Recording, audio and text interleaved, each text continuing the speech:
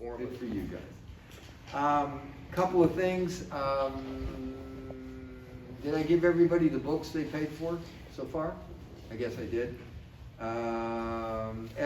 2 weeks from today is our 5th class, which is our audition skills class. If you don't already have an audition piece of material, ask Alberta. The best audition material you could do, work on, is something you've already done.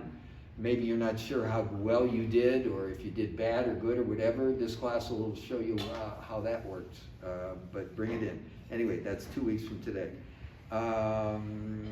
That's all I got there. So, excuse me. I want to talk about a couple things. You've heard me mention this little comic strip called Pogo. It was in the newspapers when people read newspapers. And they had comics, and this was a little swamp creature who used to wax philosophically. And one of the things he said is, we has met the enemy and they is us. You've all seen the little monkeys with the hear no evil, see no evil, speak no evil. It's all about the same thing. Your thoughts create your reality. The difference between failure and success depends upon the thoughts that you think about all day. What you think about all day is what is going to become your reality, or is your reality. You want to look at your life and see the holes in it, and there's holes in everybody's life. That's about that stinking thinking. My boss came down, I was in Youngstown, Ohio. This was a career I had before I got into acting. I was in sales, and all I did was bitch.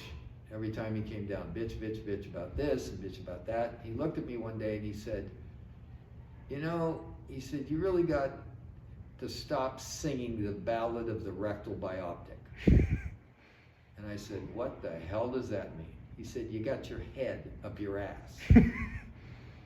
And you know what? I started reading books by Norman Vincent Peale and other people, and I had little sayings on 3x5 cards. Throw your heart over the bar and the body will follow. You will. There is always enough time and money. All of these things. I had them plastered all over the wall.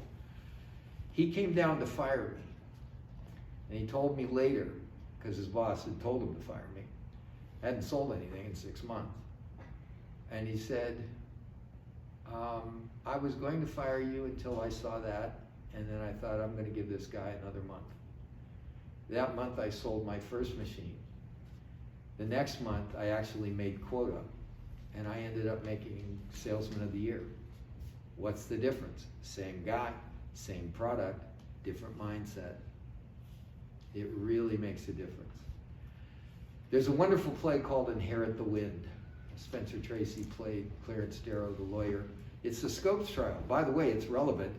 4 or 5 years ago, I think it was Kansas that actually outlawed Darwin's theory about evolution in their school. It's heinous. And this was the Scopes monkey trial, the famous trial where he was trying to teach evolution in a very, very Christian Bible Belt state or school. But there's a quote that says, what is the difference between man and all the other creatures on the earth? It is the power of his brain to reason. The elephant is larger, the horse is stronger and swifter, the butterfly more beautiful, the simple mosquito more prolific, even the simple sponge is sturdier. The only difference between us and the other creatures of the world is the power of our brain to reason, ergo also to think.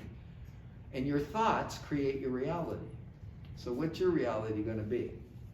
If you're sitting there with somebody and commiserating because you haven't had an audition, or you haven't got this agent, or you haven't gotten, and you're worried about what you haven't got, guess what? That malleable universe thinks that's what you're ordering and gives you more of it.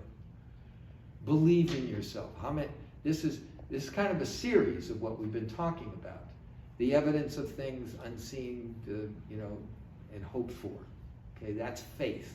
You're going to have faith, or you're going to have fear, false expectation appearing real. The choice is up to you, and it's all up here.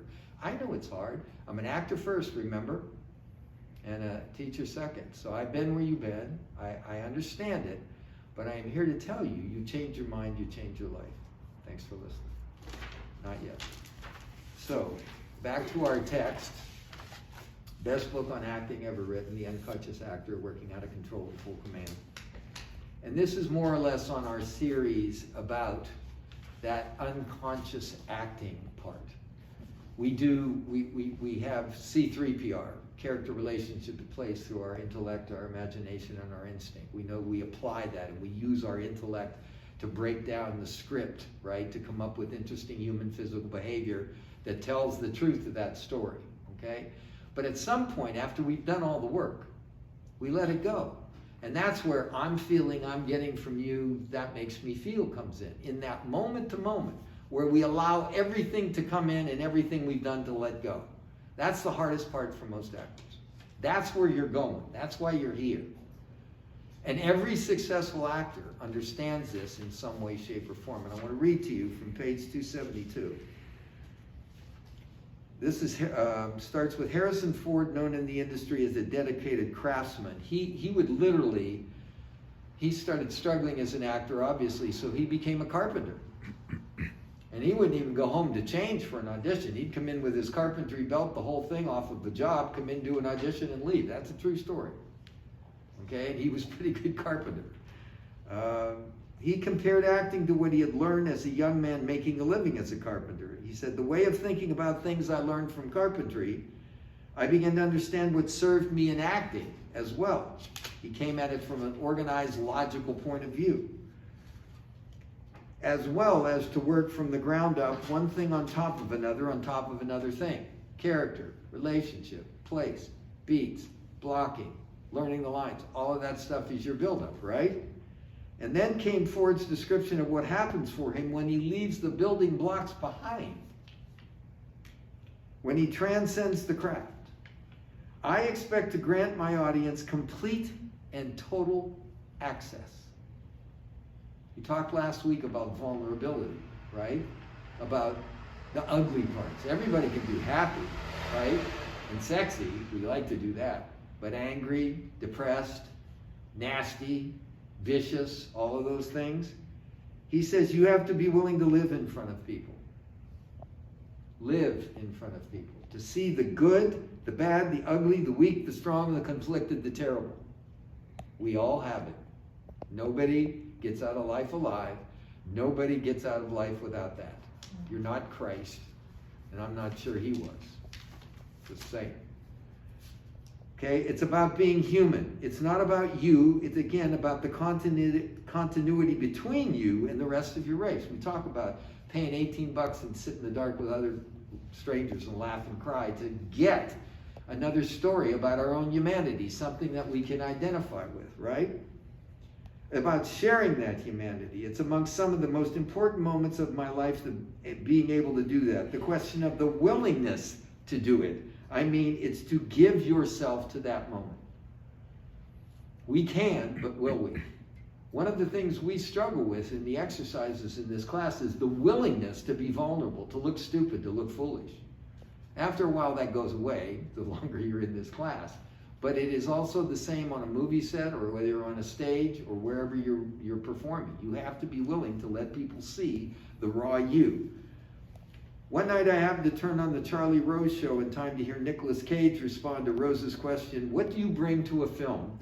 Without hesitation, Cage said, my soul.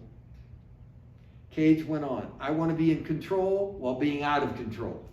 Where have you heard that before? Okay? I don't want to know what I'm going to do. When Rose posed the questions about his life as an actor, what's the best for you, what could make it better, Cage answered, if I can find a way to totally just bare my soul, to be totally naked on film, so there was no delineation between my life and my persona on film, maybe that would be pure. That's what we're going for. Acting, for me, I've told you this before, as a decision I've never regretted. I've been in the business a long time.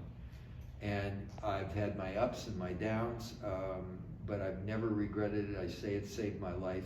We are lucky to be able to express the terrible parts of ourselves and get the feeling and trust that any feeling we have, you know, is going to be correct and is going to be fine, and allow ourselves to be vulnerable and to be seen as the human beings that we are and get paid for it. What a great thing. To me, acting is the cure for any psychological problems you have. As long as you have a rational mind, you are going to be healthy by letting this out rather than keeping it all bottled in, because that, to me, is what brings on crisis if you don't have an outlet to express it. So just remember this. We are trying to get to that point where we are proficient, competent actors. We're here to learn a process called the Foundation that's designed to let us take a script and make it give up its secrets, but we're also here to let those moments of brilliance and surprise happen. And the thing that we can do on the other track is to make sure our voice, our body, our emotional inner life is as free and unrestricted as it can possibly be. It'll make us a better actor and also a better human being. Thanks for listening. Okay.